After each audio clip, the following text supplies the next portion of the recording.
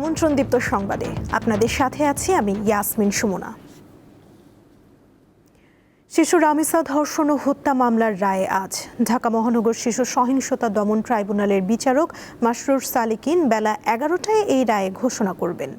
মামলার প্রধান আসামি সোহেল রানাকে সকাল 8:50 এবং তার স্ত্রী স্বপ্না আক্তারকে সকাল 8:30 প্রিজন ভ্যান থেকে পুলিশি নিরাপত্তায় নামিয়ে হাজতখানায় রাখা হয়।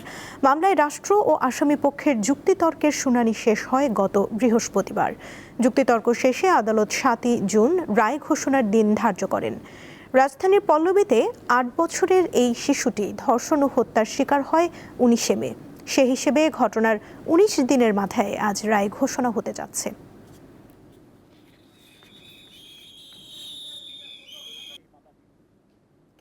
ঢাকা মহানগর শিশু সহিংসতা দমন ট্রাইব্যুনালে রয়েছেন সহকর্মী সোহাগ আহমেদ। তিনি যোগ দিচ্ছেন শিশু রামিসা ধর্ষণ ও হত্যা মামলার রায়ের তথ্য নিয়ে। সোহাগ, রায় ঘিরে আদালত এলাকার সার্বিক পরিস্থিতি আমাদের জানাবেন। সুমনা, আপনি যেমনটি বলছিলেন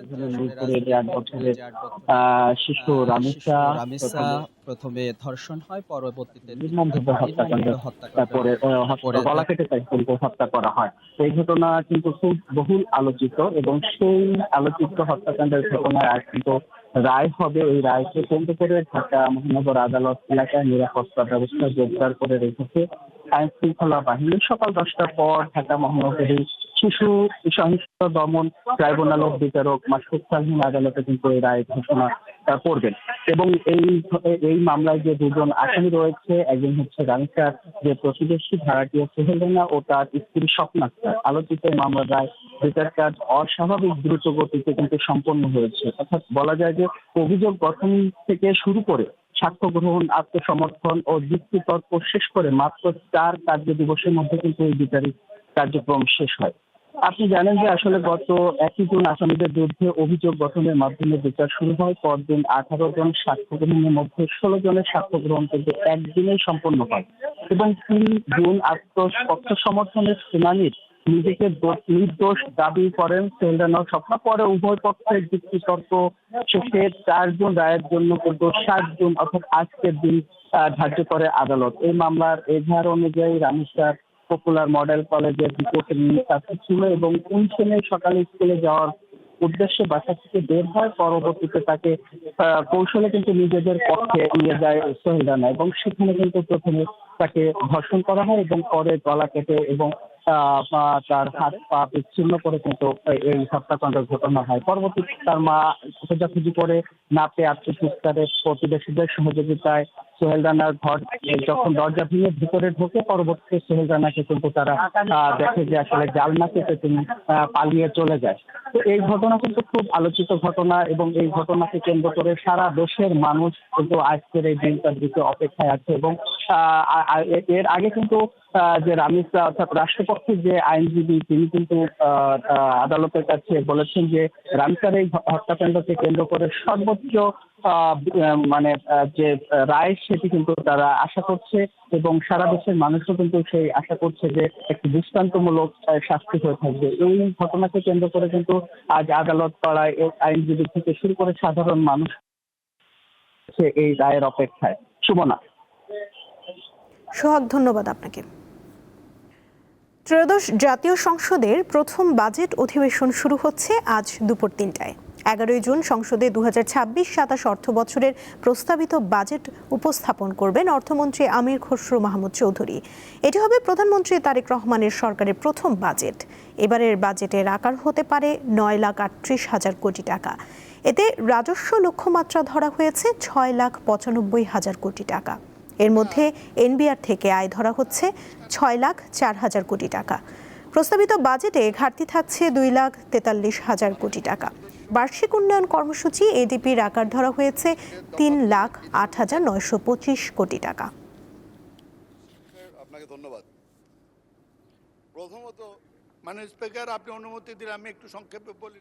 আমার মনে হয় শিল্প প্রতিষ্ঠানে গ্যাস ও বিদ্যুতের সরবরাহ নিশ্চিতের দাবি জানিয়েছেন ফেনীর ব্যবসায়ীরা। 2026-27 অর্থ বছরের বাজেট নিয়ে প্রত্যাশার কথা জানাতে গিয়ে এ বিষয়টিতে জোর দেন তারা। একই সঙ্গে কর ব্যবস্থা হয়রানিমুক্ত করার দাবি জানান তারা। ফেনীর ৬টি উপজেলায় রয়েছে ছোট বড় অসংখ্য ব্যবসা প্রতিষ্ঠান, যা জেলার অর্থনৈতিক উন্নয়নকে এগিয়ে নিয়ে যাচ্ছে।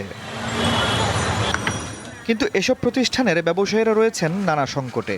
তাই আগামী বাজেট নিয়ে রয়েছে তাদের বিভিন্ন দাবি।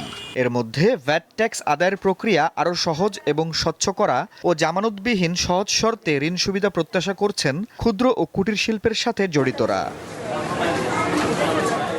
বাজেট যেন কেবল রাজস্ব আদায়ের লক্ষ্যমাত্রা নির্ভর না হয় সেদিকে নজর দেওয়ার দাবি জানিয়ে ব্যবসায়ীরা বলেন, অর্থনীতির চাকা আরও গতিশীল করতে নিরবিচ্ছিন্ন বিদ্যুৎ ও গ্যাসের সরবরাহ নিশ্চিত করা জরুরি।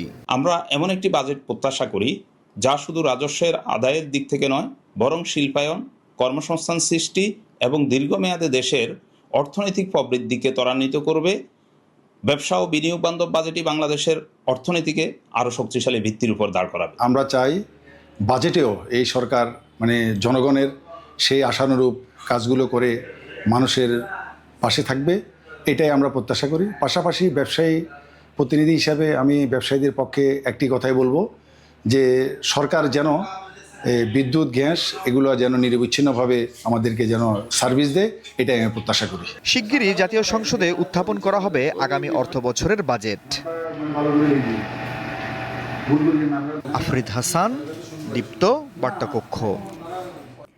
ঠাকুরগাঁয়ের মশালগাঁও সীমান্তে শুক্রবার নারী ও শিশুসহ ১১ জনকে পুশিনের চেষ্টা করেছে ভারতের সীমান্তরক্ষী বাহিনী বিএসএফ। তবে বিজিবির কঠোর অবস্থানের কারণে সেই চেষ্টা ব্যর্থ হয়েছে। এ বিষয়ে জানাতে ঠাকুরগাঁও থেকে যোগ দিচ্ছেন সহকর্মী মঈনুদ্দিন তালুকদার হিমেল। হিমেল, বিএসএফ এর পুশিন চেষ্টার পর সীমান্তে বিজিবির অবস্থান কেমন দেখছেন? সুমনা, বিজিবি তো প্রথম থেকেই সতর্ক ছিল। বেশ যখন সারা বাংলাদেশে পুশিনের আতঙ্ক শুরু হয় তখন থেকে আমি লক্ষ্য করেছি ঠাকুরগাঁর যে বিজিবির যারা আছে 50 বিজিবি এবং 42 বিজিবি তারা তাদের সর্বোচ্চ সতর্ক অবস্থানে ছিল। সে সাথে আমি স্থানীয়দেরও সহযোগিতা নিতে আমি দেখেছি বিজিবিদের, এবং তাদেরই কঠোর অবস্থান এবং সতর্ক অবস্থানের কারণেই আসলে বিএসএফ এদেরকে বাংলাদেশের ভিতরে পুশিং করতে ব্যর্থ হয়েছে। তবে সুমন, আপনাকে আমি বলে রাখি, এই বর্তমান সময়ে কিন্তু সেখানে সেই যে 11 জন মানুষ রয়েছে তার মধ্যে আছে 4 জন নারী, 4 জন শিশু এবং 3 জন পুরুষ। তারা কিন্তু সেখানে প্রচুর একটা অমানবিক এবং খুবই একটা অমানবিক একটা পরিস্থিতি আমি লক্ষ্য করেছি। সেখানে তারা খোলা আকাশের নিচে সেই শূন্যরেখা থেকে 50 গজ ভারতের দিকে ভিতরে তারা অবস্থান করছে। সেখানে মনে করেন এই প্রচণ্ড গরমে তাপাত হয়ে তারা সেখানে ছাদ ছাড়া অবস্থায় রয়েছে। কখনো বা ঝড় বৃষ্টি তাদেরকে ভিজিয়ে দিয়ে যাচ্ছে। তাদের পরিস্থিতি দেখা যাচ্ছে একেবারেই একটা অমানবিক পরিস্থিতির সৃষ্টি হয়েছে। তারা এখন চায় শুধুমাত্র একটু আশ্রয়। তারা অনিশ্চিত তারা এখন কোথায় যাবে, তাদের কি হবে। এটা কিন্তু বিজেপি কিন্তু তৎপর ছিল, চেষ্টা করেছে, পতাকা বৈঠক করেছে বিএসএফ এর সাথে যে কোনোভাবে এটা থেকে কোনো একটা সমাধান টানা যায় কিনা। তবে পতাকা বৈঠকেও বিজিবি বিএসএফ কোনো প্রকার কোনো রকমের সিদ্ধান্তে পৌঁছতে পারেনি। তবে এখন পর্যন্ত চেষ্টা অব্যাহত রয়েছে বলে জানিয়েছে বিজেপি। এমন পরিস্থিতিতে আমি যেটা লক্ষ্য করেছি যে এই যে 11 জন সেখানে আছে তারা কিন্তু অর্ধাহারে অনাহারি তাদের দিন যাপন করছে। সেখানকার স্থানীয় সাধারণ মানুষ কখনো যদি কিছু সেখানে দিয়ে আসছে তারা খেতে পারছে, যদি কেউ দিয়ে আসতে না পারছে তাহলে তারা অনাহারি থেকে যাচ্ছে। তারা আমাকে জানিয়েছে যে তারা আসলে কলকাতার বাসিন্দা ছিল এবং সেখানকার তারা স্থায়ী বাসিন্দাই ছিল। শুধুমাত্র তারা মুসলিম বলেই ভারত থেকে তাদেরকে বাংলাদেশে পুশিং করার চেষ্টা করা হয়েছে। আমি তাদের সাথে কথা বলেছি, তাদের কথার ভাষাতে আমার কাছে যতটুকু মনে হয়েছে যে তারা সত্যি দীর্ঘ সময় থেকে কলকাতায় বসবাস করত, কারণ তাদের ভাষাশৈলী অনেকটা কলকাতা স্থানীয়দের মতোই। আমি তাদের কাছে জিজ্ঞেস করেছি যে আসলে তাদেরকে কবে আটক করা হয়েছে। তারা জানিয়েছে তাদেরকে ঈদের ঠিক 2 দিন আগে আটক করা হয়েছে এবং যে যতটুকু সময় তারা আটক ছিল প্রতিদিন তাদেরকে একবেলা খেতে দেওয়া হতো। তাদের পরিস্থিতি এখন আসলে খুবই অমানবিক। তারা এখন একটি সমাধান চায় এবং বিজিবি আমাদের জানিয়েছে তারা সর্বোচ্চ সতর্ক অবস্থানে রয়েছে, কোনো প্রকার কোনো ছাড় তারা দিতে নারাজ। সুমনা, এই ছিল আমার কাছে হরিপুরের মশালগাঁও থেকে সর্বশেষ। হিমেল, ধন্যবাদ। হবিগঞ্জ হাই স্কুল অ্যান্ড কলেজের 100 বর্ষ পূর্তির কনসার্টে প্রবেশ কেন্দ্র করে দুদল যুবকের সংঘর্ষ হয়েছে। অনুষ্ঠানস্থলে ভাঙচুর চালানো হয়েছে। সংঘর্ষে পুলিশ সদস্য সহ কমপক্ষে 10 জন আহত হয়েছেন। পুলিশ জানায়, হবিগঞ্জ হাই স্কুল অ্যান্ড কলেজের শতবর্ষ উদযাপন উপলক্ষে শনিবার দিবাগত রাতে আধুনিক স্টেডিয়ামে সাংস্কৃতিক অনুষ্ঠান ও কনসার্টের আয়োজন করা হয়। এ সময় কনসার্টে প্রবেশ নিয়ে সংঘর্ষের ঘটনা ঘটে। পুলিশ ঘটনাস্থলে পৌঁছে পরিস্থিতি নিয়ন্ত্রণ করে।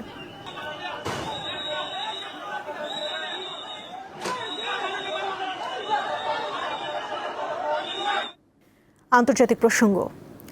ফিলিস্তিনের গাজায় একটি তাঁবুতে বিয়ের অনুষ্ঠানে বোমা হামলা চালিয়েছে ইসরায়েলি বাহিনী। এতে 6 জন নিহত এবং 12 জন আহত হয়েছেন। আন্তর্জাতিক গণমাধ্যম জানিয়েছে, স্থানীয় সময় শনিবার গাজা শহরের কেন্দ্রস্থলে এই হামলা চালানো হয়েছে। বিয়ের জন্য বানানো তাঁবু ও এর আশেপাশে বেশ কয়েকটি বোমা ফেলা হয়। এতে বড় ধরনের বিস্ফোরণ ঘটে এবং পুরো এলাকায় আতঙ্ক ছড়িয়ে পড়ে। বিস্ফোরণ এতটাই তীব্র ছিল যে পাশের স্কুলেও এর প্রভাব পড়েছে, যেখানে বাস্তুচ্যুত পরিবারগুলো আশ্রয় নিয়েছিল। হতাহতের সংখ্যা আরও বাড়তে পারে বলে আশঙ্কা করা হচ্ছে।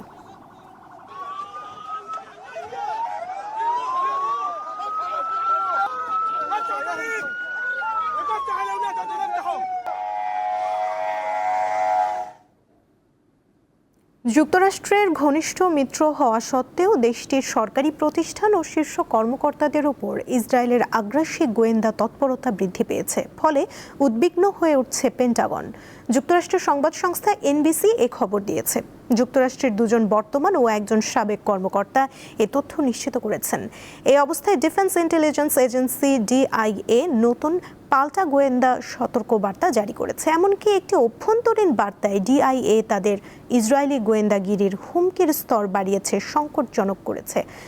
যুক্তরাষ্ট্রের নথিতে স্পষ্টভাবে উল্লেখ করা হয়েছে, গোপন তথ্য সংগ্রহ এবং সার্ভার হ্যাক করে তথ্য চুরির চেষ্টা করছে ইসরায়েল।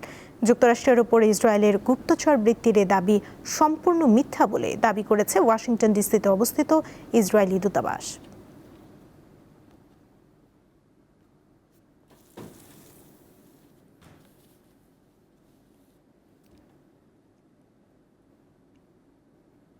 খেলার খবর। নারী সাফের শিরোপা হাতছাড়ার পরও দলের পারফরমেন্সে সন্তুষ্ট কোচ পিটার বাটলার। দলকে তৃতীয় শিরোপা জেতাতে না পারলেও চাকরি হারানো নিয়ে কোনো ভয় নেই তার। সংবাদ সম্মেলনে স্পষ্ট জানিয়েছেন, সব ধরনের টেকনিক্যাল ভুলের দায়ভার নিজের কাঁধে নিলেও দলের ভেতরে থাকা অন্য কিছুর দায়িত্ব তিনি নেবেন না। ভারতের গোয়া থেকে মোহাম্মদ হাসিবের রিপোর্ট। স্টেডিয়ামের এক প্রান্তে শিরোপা জয়ের উৎসবে বিভোর ভারত নারী ফুটবল দল, অন্য প্রান্তে দাঁড়িয়ে তখন আফসোস করছেন আনিকা রানিয়া সিদ্দিকী। ডাগ আউটের ভেতরে থাকা দলের অন্য সদস্যরাও আক্ষেপে পুড়ছেন শিরোপা হারিয়ে। টিম বাসে ওঠার সময় গণমাধ্যমের দৃষ্টি থেকে নিজেদের আড়ালের চেষ্টা।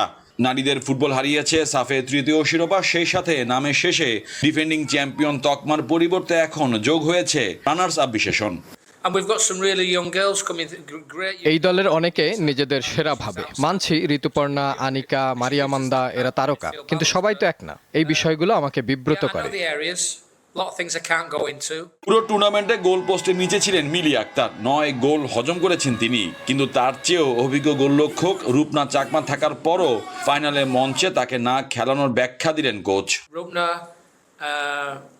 কিছুদিন আগে থাইল্যান্ডের টুর্নামেন্টে রূপনা চাকমাকে সুযোগ দেওয়া হয়, সে কাজে লাগাতে পারেনি। মিলির বয়স কম, কিন্তু তার মধ্যে ভালো করার প্রবণতা আছে। এই বছরের ডিসেম্বর পর্যন্ত কোচের দায়িত্বে পিটার বাটলার। চুক্তি নবায়নে কোনো পরিকল্পনা আছে কিনা জানতে চাইলে কোচ বলেন এসব নিয়ে মোটেও ভাবছেন না তিনি। আমার ক্যারিয়ার অনেক লম্বা, অনেক জায়গায় কাজ করেছি। বাফুফের সাবেক সভাপতি কাজী সালাউদ্দিন আমাকে নারী দলের দায়িত্ব দিয়েছে, তাই কাজ করছি। পরবর্তীতে কি হবে তা নিয়ে ভাবছি না।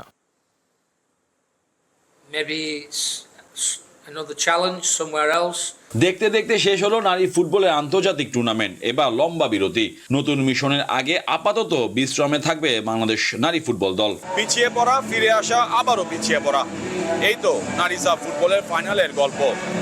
হ্যাট্রিক শিরোপা জয়ের যে মিশন নিয়ে প্রায় 2500 কিলোমিটার পথ পাড়ি দিয়েছিল বাংলাদেশের মেয়েরা, তা হারিয়ে গেল জওহরলাল নেহরুর ফর্তদা স্টেডিয়ামে। মোহাম্মদ হাসিব, দীপ্ত স্পোর্টস, গোয়া, ভারত। এই ছিল এখনকার মতো। পরবর্তী সংবাদ বেলা 12টায় দেখার আমন্ত্রণ রইল।